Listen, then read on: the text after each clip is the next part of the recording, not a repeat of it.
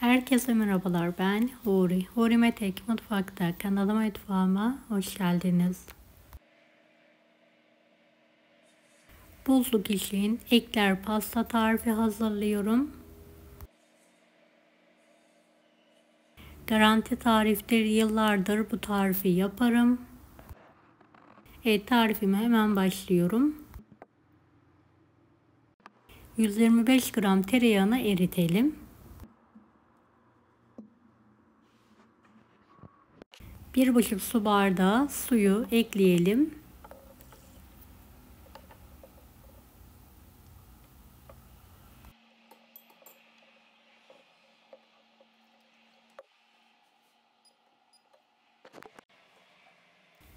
Yarım çay kaşığı tuz, 1 çay kaşığı toz şeker, 1,5 su bardağı unu ekleyelim. Hızlı bir şekilde karıştırarak tabak tamamen dağılana kadar kavuralım.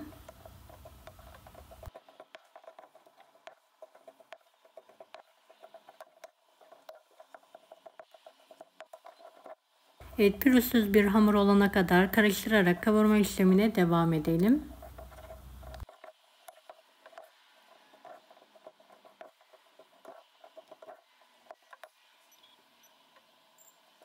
Evet, altını kapatalım ve soğuması için kenara kaldıralım. 1 su bardağı toz şeker, 1 su bardağı un, 2 adet yumurta sarısı karıştıralım. 1 litre süt ilavesi yapalım ve pürüzsüz olana kadar karıştıralım.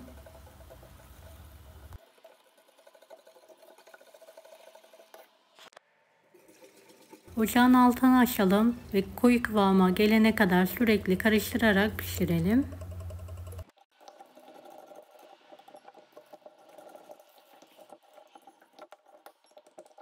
Evet, altını kapatalım. 1 paket vanilya, 1 yemek kaşığı tereyağı ekleyelim. Tereyağı eriyene kadar karıştıralım.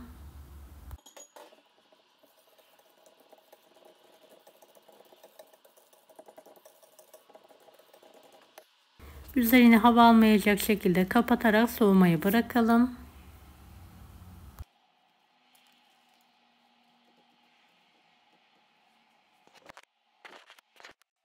Evet, ekler hamurumuz soğudu. Şöyle geniş bir kabın içine alıyorum. İlk aşamada 2 adet yumurtayı ekliyorum ve karıştırıyorum.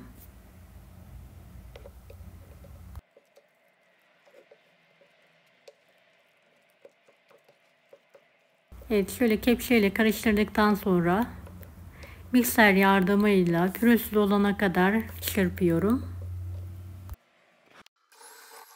Toplamda 5 yumurta artı kremadan artan yumurta beyazlarını kullandım.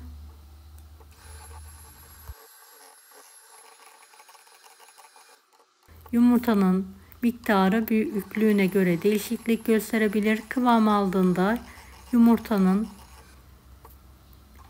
adedini ayarlayabilirsiniz. Evet, kıvamı tam bu şekilde olmalı. Sıktığınızda sabit kalmalı.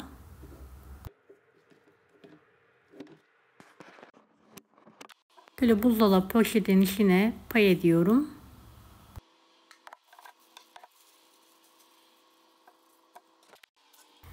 Evet, fırın kağıdı serilmiş fırın tepsisine sıkarak eklerimi alıyorum.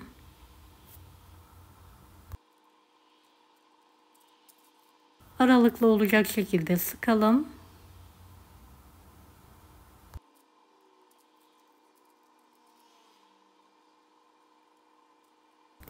Beni hangi ülkeden veya şehirden izliyorsunuz merak ediyorum. Yoruma yazarsanız sevinirim. Evet, parmağımı suya değdirdikten sonra kenar kısımlarını düzeltiyorum.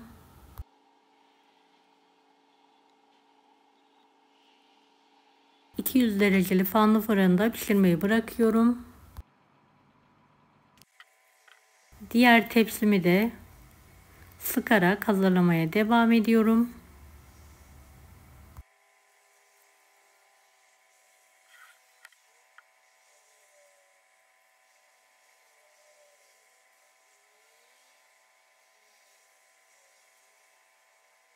Evet, ikinci tepsimi de tamamen sıktıktan sonra suyla kenarlarını düzeltiyorum.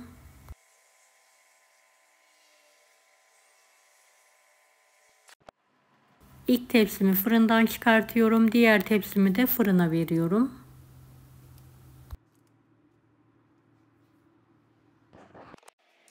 Evet, 2 poşet toz krem şantinin üzerine 1,5 su bardağı soğuk süt ilavesi yapıyorum. Mikser yardımıyla şöyle kıvam alana kadar karıştıralım.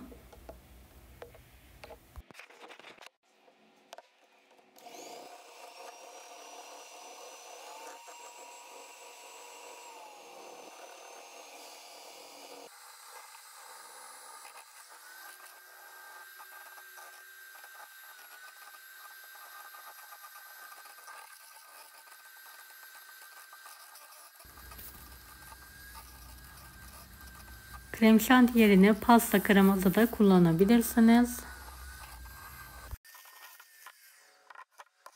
Evet, kremayı da karıştıralım.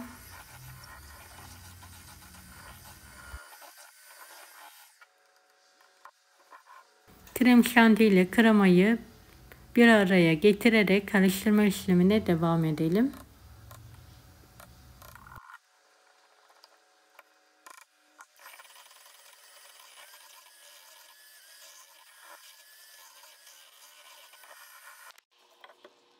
Evet, kremayı da buzdolabı poşetine alarak pay ediyorum.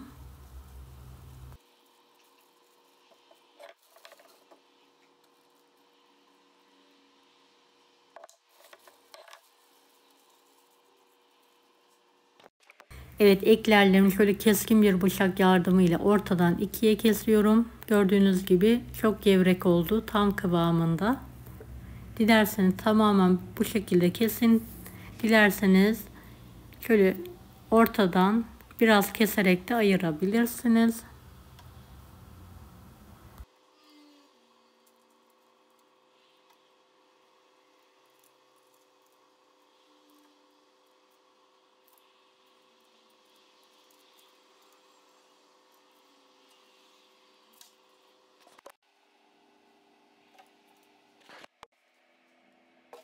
Evet, kremaları eklerlerin orta kısmına sıkalım.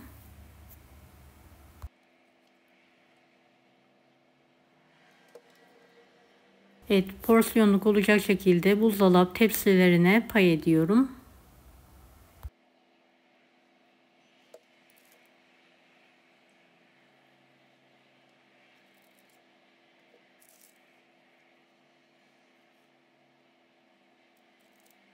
Evet, bir tepsi eklerimi aynı şekilde hazırlamaya devam ediyorum. Diğer tepsim de fırında pişmeye devam ediyor.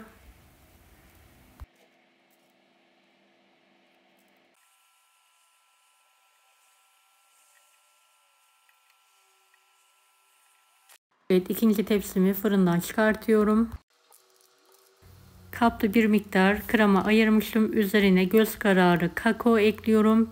Göz kararı da süt ilavesi yaparak karıştırıyorum.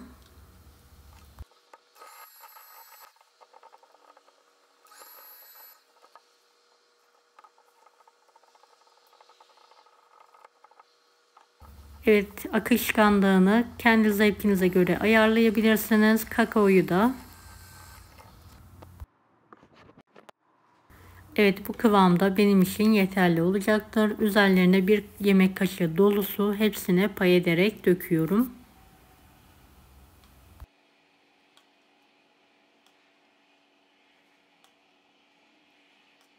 Evet, gördüğünüz gibi aynı krema ile hem iç hem de dış krema hazırladık. Hem ekonomik hem de gerçekten çok lezzetli oluyor.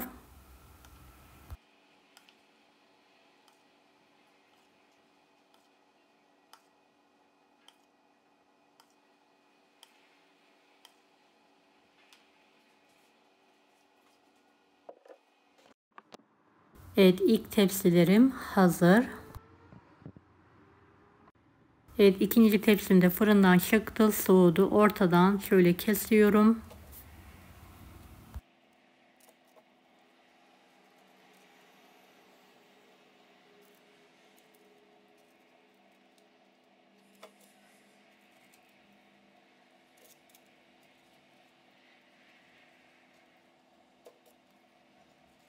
Evet, tüm eklerimi kesmeye devam ediyorum.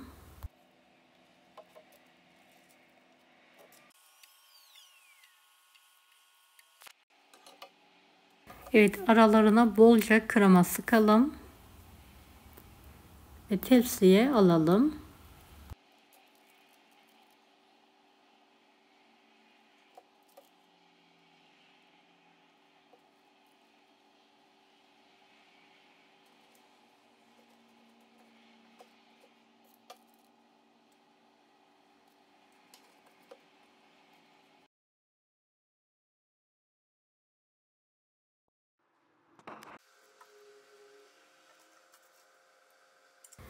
Evet, kremaları doldurarak tepsilere almaya devam ediyorum.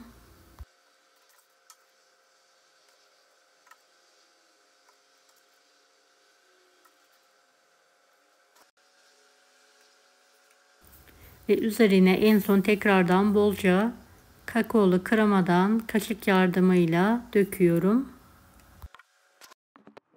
Ekler pastam buzdolabına girmeye hazır. İsterseniz hemen tüketin, isterseniz de buzluğa kaldırın. Kapaklarını kapatıyorum ve kenarlarını sıkıca kapatıyorum.